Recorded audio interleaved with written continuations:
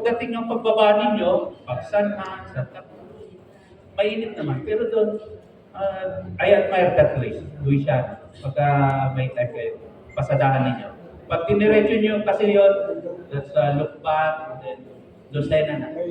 So, maganda yung lugar na yun. So, weather conditions, sabi nga nila, anong similarity, ano ang pagkakahalintulad ng tubig, buhangin, bakal, damo, basura sa kalsada. Walang traction ng gulong. So, be mindful of that. Lagi niyong titignan yan. Kaya nga sabi ko nga, focus lang sa goal.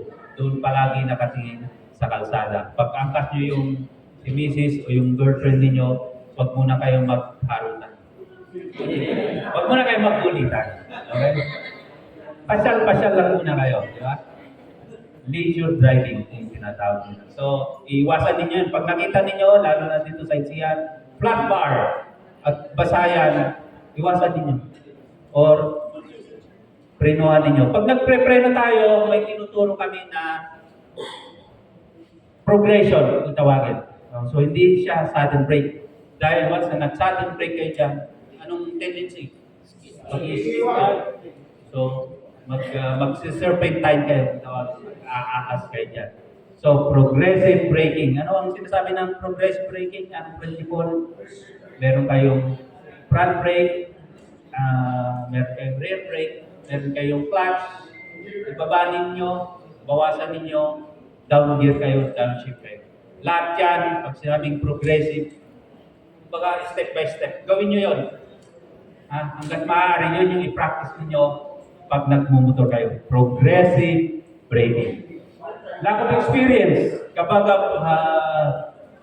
bago ka palang natutong magmotor, bumira ka na. Long ride, city ride, yari. Nag-city ride ka, nagasgas mo BMW. Ang mahal nun, boy.